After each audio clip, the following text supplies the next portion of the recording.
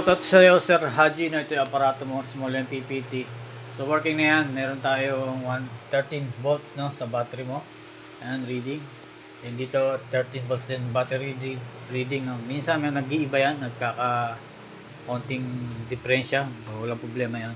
So dito ay 13.1 naman, no? Walang problema rin yan. So better, gamit tayo tester to make sure na makita yung reading ng battery. Then pwede natin i-set yung mismong LVD kung ano yung reading niya. Okay? So ayon sa ating tester ay 13.2. Okay, so yun ang susundin natin. So ito adjust natin, long press lang dito sa left button, no, yung LVD natin. Tayo mag-blink. Then pagka blink, adjust mo kung ano yung kailangan. Yan. So ayan, 13.2. Okay. So nakaset na ngayon yung LVD natin ng battery reading mo is 13.2. So accurate. Then low voltage disconnect is 11.5. Then reconnection is 1.5 plus 11.5 is 13. So yung 13 na yun, iilaw uli yung LED red. Pag low bat naman ay mawawala yung LED red. 11.5, mawawala yung aparato mo, mawawala ng load. So lagyan natin ng load dito, no? Flip pan yan. Okay, so natin. Okay. So pwede ka dito mag-load ng TV electric pan sabay, 100 watts per hour daytime, no? Lalo na kung solar panel may 200 watts, so makakapag-charge pa yung battery mo. Battery is 100 Ah, life of better, no? Kung wala kang ma-orderan, meron ako link, no? So ito, kuha tayo ng isang electric pan na 60 watts, yan. 60 to 50 watts, yan. So pwede natin pagsabayin yan in daytime, walang problema. Sa washing machine pwede, daytime din. Basta yung reading ng battery mo at least 13.2 na. No, para kayanin. Kasi yung washing ay medyo malakas, 250 watts, 2 to 300, no?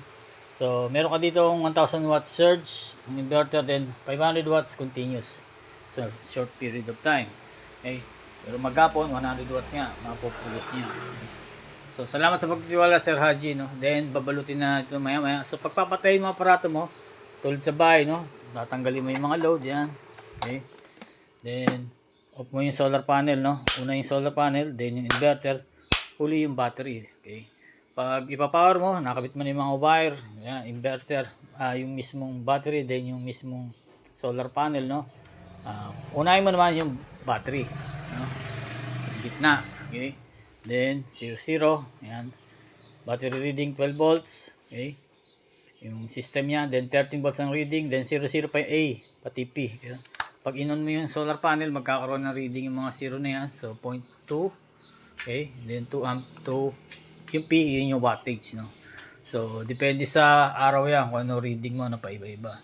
So blower dito is automatic, maandar. Pag mainit, then malakas ang harvest, iikot yan. Pati dito sa inverter mo, no?